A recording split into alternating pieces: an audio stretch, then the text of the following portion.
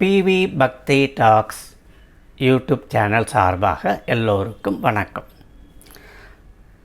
சமீபத்தில் ஒரு ஜென் துறவியோட ஒரு கதையை படிக்க நேர்ந்தது.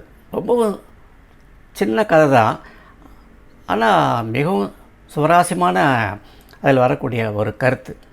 அது என்னென்னு பார்க்கலாம். ஒரு தடவை ஒரு ஜென் துறவி அவர் காலையில் எப்பவுமே எழுந்திரிச்ச உடனே அப்படி காலார நடந்து வருவார். அது மாதிரி ஒரு நாள் நடந்து போகும்போது ஒரு மைதானத்தில் ஒரு 3 மாணவர்கள் கால்பந்து விளையாடிட்டு இருந்தாங்க. இவருக்கு கால்பந்துனாலே ஒரு ஆர்வம் ஜாஸ்தி. நிறைய கிட்ட போய் அவங்க ஆடுறதை பார்த்தார். அப்போ அவங்க ஒரு சின்ன பிரேக் எடுத்தாங்க. அந்த பிரேக் சமயத்தில் கிட்ட வந்தாங்க. என்னய்யா இவ்வளோ காலையில் நீங்கள் காலார வந்திருக்கீங்க அப்படின்ட்டு. இல்லை இருக்கட்டும், பரவாயில்ல. நீங்கள் என்ன இவ்வளோ காலையில் விளையாடிட்டுருக்கீங்களே, என்ன பண்ணிகிட்ருக்கீங்க? நாங்கள் 3 பேரும் கல்லூரியில் படிச்சுட்ருக்கோம். ஏன்னா மார்னிங்கில் டெய்லி இது மாதிரி தான் நாங்கள் ஒரு 5:30 வந்துடுவோம். வந்துட்டு ஒரு 2 hours விளையாடிட்டு அதுக்கப்புறம் நாங்கள் காலேஜ் போவோம். அப்படியா? சரி, கேட்டுட்டு அவர் என்ன பண்ணார், ஒரு முதல் மாணவன் கேட்டார், ஆமாம் நீ விளையாடுறியே, எதுக்காக விளையாடுற அப்படி கேட்டார். ஐயா, விளையாடிட்டா நமக்கு உடல் வலிமை பெறும்.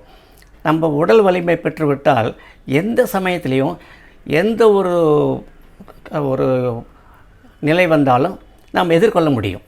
அதற்கான வலிமை நம்ம பெறுவோம். நம்ம தான் நிச்சயமாக வெற்றி பெறுவோம். ஆஹா அப்படின்னாரு சாமியார். பரவாயில்ல, நீ ஒரு சிறந்த வீரனாக மாறிவிடுவாய், மகிழ்ச்சின்றார். 2ஆம் மாணவன் கேட்குறார், ஆமாம் நீ எதுக்கு இப்போ விளையாடுற அப்படின்ட்டு. இல்லை, நான் இப்படி விளையாடிட்டு இருந்தாக்கா நான் அகில இந்திய கால்பந்து போட்டியில் நானும் ஒருவனாக தேர்ச்சி பெறுவேன். அதுக்கப்புறம் நான் கல்லூரி படிப்பு முடிஞ்ச உடனே ஒரு நல்ல இதை வைத்து எனக்கு ஒரு நல்ல வேலை கிடைக்கும்.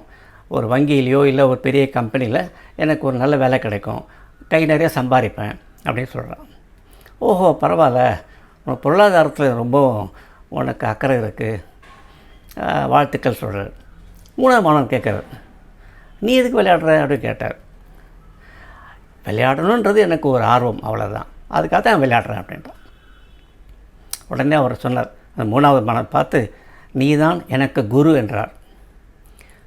அந்த 3 மாணவர்கள் ஒரே அதிர்ச்சி.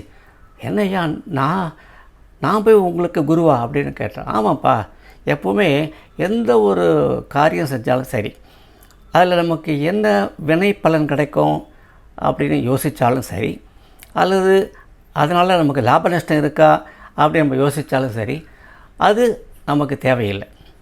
எந்த ஒரு காரியம் செஞ்சாலும் சரி, அதை மனப்பூர்வமாக ஆனந்தத்தோடு எவன் செய்கிறானோ அவனே ஒரு சிறந்தவன், சிறந்த மனிதன் என்பதை நம்ம மறக்கக்கூடாதுன்னு சொல்லிட்டு அவர் நடந்து போகிறார். அப்போ இந்த ஒரு சின்ன ஜென் துறவி கதையில் நமக்கு என்ன தெரியுதுன்னா, எந்த ஒரு காரியம் செஞ்சாலும் அதில் இருக்கக்கூடிய லாப நஷ்டமோ என்ன வினைப்பலன் கிடைக்குமோ அப்படி நம்ம யோசிக்காமல் அந்த செய்யக்கூடிய காரியத்தை நேர்மையாக முழுமையாக மனப்பூர்வமாக செஞ்சால் அதுவே அந்த செய்த காரியத்தின் நிலை என்பதை இதன் மூலம் நாம் தெரிந்து கொள்கிறோம். வணக்கம்.